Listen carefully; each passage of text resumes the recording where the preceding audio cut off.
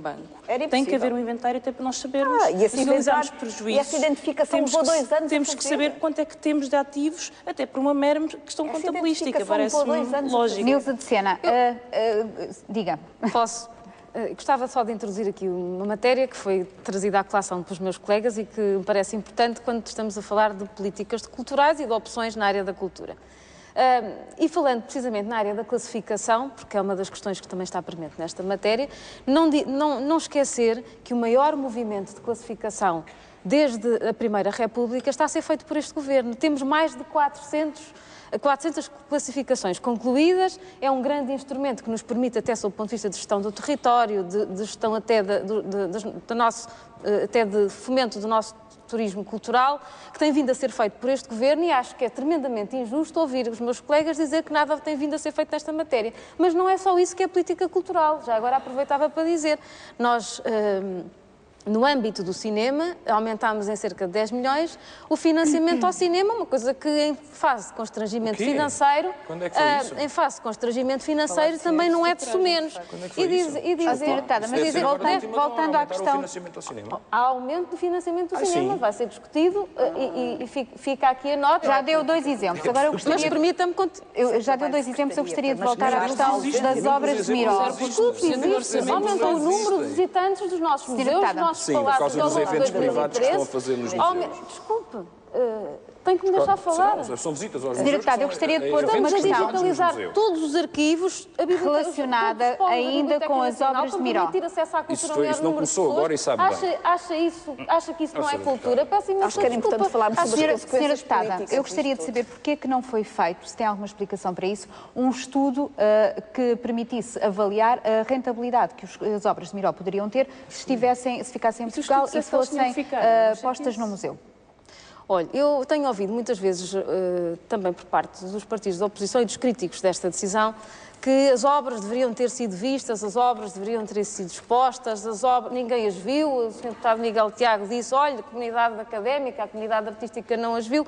Eu gostava também de repostar dizendo, isso tinha um custo. Fazer uma exposição com estas obras representava cerca de 1 milhão de euros. O Governo não se sentia à vontade de expor obras que não são sua posse plena. Estamos aqui a falar de ativos do BPN. E eu não canso de repetir este argumento, porque este é o argumento central desta questão. Então é posse de quem? É posse de duas sociedades anónimas. Detidas por capitais públicos. Sra. Deputada, isto é uma questão de nuance, porque na verdade são detidas por capitais públicos. Desculpe que não. Qual era a rentabilidade que teriam se ficassem em Portugal, expostas no museu? Eu penso que essa pergunta se responde tendo noção de que nós temos coleções importantíssimas em Portugal e ver o retorno que essas exposições têm. Mesmo a própria coleção Berardo tem um número de visitas muito inferior àquilo que nós gostaríamos e que seria expectável. Portanto, é um exemplo do que estou a dizer. Eu tenho ouvido dizer que o retorno, que em 5 anos, eu li desta semana que em 5 anos teríamos retorno. Eu não vejo como é que essa conta pode ser feita, sobretudo quando temos exemplos de outras coleções para opor. Eu gostava de dizer 2 ou 3 sobre a rentabilidade das obras se ficassem em Portugal. Em primeiro lugar, o argumento do governo anterior, acabem com isso, assumam as vossas responsabilidades e também este comentário vem também para a esquerda. Eu já disse, já expliquei as razões. Agora, uma coisa que o governo passado não fez, de facto não fez, penalize-me eventualmente, não fez, não pôs as obras à venda. Uma coisa que nós não fizemos foi pôr as obras à venda. A titularidade também não estava apurada. Pronto, mas nós não pusemos as obras à venda. Independentemente dos seus sarcasmos. Mas quando uma coisa que nós não fizemos. A senhora Secretária de Estado do Tesouro anunciou agora o que eu quero dizer é o seguinte, nós de facto temos a noção de que o que se passa neste país é que não há investimento e nós temos queixado muito, a esquerda connosco também, e justamente, nós não temos investido, o investimento público morreu e o país paralisou. E a arte é também um investimento público. Pôr estas obras expostas e numa dinâmica atrativa para o turismo, garanto-lhe que em meia dúzia de anos tem o retorno destes 30 milhões. Basta ver o quanto faturou Everything is New no Palácio da Ajuda com a exposição da Joana Vasconcelos. Basta ver quanto é que faturou. E eu posso lhe dizer até os valores. Só não digo porque é conhecimento não público. Eu tenho por outras vias. Mas em 2, 3, 4, 10 anos nós tínhamos esta coleção paga e a dar lucro. Ia dar lucro. E agora, digo-lhe mais, nós temos património imobiliário interessante, como por exemplo em Sintra, o Olga de Cadaval em Sintra, está disponível para receber esta coleção. Temos património classificado como o Pavilhão de Portugal na Expo, aquela obra-prima do Cisa Vieira, que tem aquela pala magnífica que está a chover dentro. Nós temos sítios onde recolher esta coleção. E mais, há aqui consequências importantes que eu gostava aqui de chamar a atenção. Consequências políticas. Por favor. Políticas, já viu a imagem que Portugal deu no estrangeiro? Nós fomos capa de jornais, nos jornais todos do mundo civilizado, que se preocupa com estas coisas. Nós temos uma imagem realmente de um país de terceiro mundo. E mais, nós ficamos realmente agora no plano interno sem o secretário de Estado da Cultura, porque ele pode não se demitir, não tem suficiente autoestima para se demitir. O primeiro-ministro qualquer dia vai demiti-lo quando perceber que tem que pagar, que será o bode expiatório, quando sentir que isto lhe vai explodir em cima. Mas, na prática, deixamos de ter secretário de Estado da Cultura, porque não há neste momento ninguém que respeite alguém que assumiu não ter percebido nada do que estava a passar e que, quando vem a público, é para defender a Ministra das Finanças em vez de ser para defender o património cultural. Portanto, nós neste momento temos um problema acrescido, não temos respeitabilidade lá fora e não temos uma tutela. Se as obras ficassem em Portugal, qual seria o melhor destino para elas? Eu não fiz um estudo, não posso dizer qual seria o melhor destino, acho que isso é demagogia barata. Eu acho que há muitas possibilidades, é possível, obviamente, rentabilizar a obra numa sala de exibições, é possível ter exibições temporárias, é possível eventualmente repartir a obra, há peças que fazem mais sentido serem incluídas, há outras que não. Eu não tenho conhecimento para avaliar isso e digo humildemente, aliás, uma humildade. Acha que o Governo devia promover esse estudo? É óbvio que deveria promover, tanto que se pergunta à senhora aqui, bom, mas qual era a alternativa a um estudo? Não houve estudo nenhum. E preocupa-me sinceramente que país é que nós estamos a construir em que o único critério que existe para tudo é o dinheiro imediato. Ganha 3, 4, 5 milhões hoje para pagar um buraco qualquer financeiro ou um banco qualquer, então vale tudo.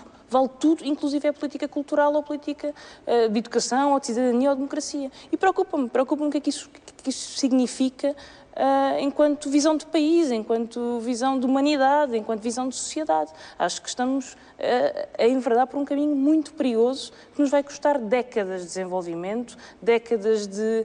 Bem, falamos muito mais do que um orçamento do Estado, falamos do desenvolvimento de um país e dos seus cidadãos e das novas gerações que aí vêm. Miguel Tiago, tem alguma proposta para as obras, se acaso ficarem em Portugal? Bem, não. Aliás, essa questão não se coloca do ponto de vista político enquanto não houver uma avaliação, enquanto não houver uma inventariação e uma classificação. O PCP acabou de propor, depois de ter proposto a suspensão da venda rejeitada pelo PSD e CDS, o resgate imediato destas obras, portanto, para que elas voltem a Portugal, sejam inventariadas e classificadas nos termos da lei. Garantiu. Nos termos da lei. E eu gostava de dizer à Sra. Deputada Nilza de Sena que aqui não se trata dos críticos. Quem faz menção do potencial cultural, turístico e económico destas obras não são os críticos. Essas coisas que o Governo não gosta que existam e não gostam no PSD que existam. Mas é a própria DGPC, é o organismo público da Administração Direção-Geral do Património Cultural. Exatamente, a Direção-Geral do Património Cultural, que faz esse reparo muito claramente, aliás, na comunicação que enviou à Comissão de Educação, Ciência e Cultura. Vários estudos, inclusivamente estudos que em Portugal são conhecidos, para que €1 investido na museologia, nos museus, tenha um retorno de 3,5 € a 4,5 €. O que significa, a Sra. Deputada é que está a ver mal, está a fazer as contas só às entradas no museu. Bem, esquece-se do dinheiro que as pessoas deixam no tecido económico à volta, esquece das pessoas que nos visitam para isso e que, além da entrada no museu, pagam um conjunto de outros serviços e a atividade económica que floresce em torno da cultura. Portanto, enfim, o retorno das obras exibidas no museu poderia ser superior aos tais 35 milhões de euros? Eu julgo que se falar com qualquer especialista de arte, e eu julgo que no cumprimento das nossas tarefas o temos feito, apesar de também reconhecer que, evidentemente, não sou especialista de arte, por isso é que também não consigo dizer com tanta tranquilidade como a Sra. Deputada Nilza de Sena que isto é para vender, que isto tem um valor que tem que corresponder a 35 milhões. Eu julgo que os técnicos é que têm que dizer isso, e os técnicos aconselharam o Governo precisamente no sentido inverso. Os técnicos do próprio Estado. Aliás, o organismo público tinha essa missão. Esta coleção, depois de avaliada e depois de feita a triagem daquilo que é importante manter e daquilo que não é, teria uma capacidade de gerar um retorno muito superior aos 35 milhões. Aliás, até a forma como ela é posta à venda pode gerar retorno superior aos 35 milhões. Enfim, portanto, há aqui um conjunto... Há aqui um conjunto... Não, o Estado anunciou que pretende... O Estado anunciou que pretende obter 35 milhões e, portanto, esse era o valor que estava contratualizado com a crise para obter. Caso contrário, eu diria um mínimo de 35 milhões. Não foi isso que o Estado disse. É a avaliação das obras. Senhora Deputada, para terminar, eu gostava só de perceber, porquê é que não é uma opção ficar com algumas obras e vender outras? Olha, eu não lhe vou responder essa pergunta, em primeiro lugar, porque... É porque esta proposta foi feita pela Direção-Geral do Património Cultural. Certo, mas eu penso que aqui a questão deve ser invertida e, se me permite, vou recuar para dizer o seguinte. Nós tínhamos, e é por isso que eu estou muito tranquila, e o Governo também está muito tranquila, portanto, tanto quanto o Grupo Parlamentar do PSD, várias propostas de aquisição direta das obras, por parte de particulares e seus respectivos representantes. A forma mais transparente de resolver esta questão, tendo tantas propostas de particulares, era precisamente o processo e o procedimento concorrencial que o Governo levou a cabo. Não há nada de mais transparente do que isto, do que fazer convites a 4 leiloeiras internacionais de grandes obras internacionais. Não foi isso que eu perguntei, Sra. Parece que nós estamos a fazer isto. Porquê é que não é uma opção ficar com algumas obras?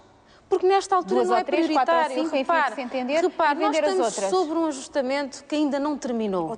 Felizmente, estamos quase a terminar.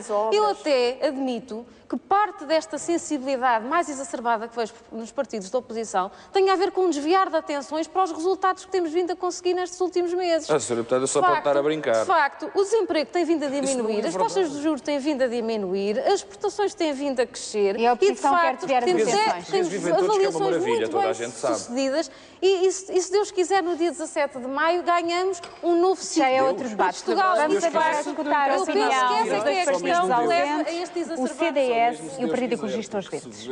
Esta questão foi lamentável.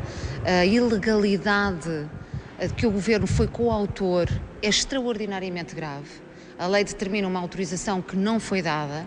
Para além disso, o Governo não ter a percepção de que temos, neste momento, um património valiosíssimo, uma pérola, que podemos usar em Portugal para dinamizar a nossa economia, que é aquilo que nós precisamos como de pão para a boca, porque aquilo seria extraordinariamente dinamizador do ponto de vista cultural, mas também do ponto de vista da atração do turismo internacional. E, portanto, nesse sentido, nós percebemos como é que o Governo menospreza a cultura e menospreza o interesse nacional. Nós, neste momento, estamos a falar de obras de arte que não foram escolha dos portugueses serem adquiridas, nem foi escolha do Estado português, nem pertencem em rigor ao Estado português, pertencem a uma empresa que tem que liquidar os ativos do BPN para compensar os passivos.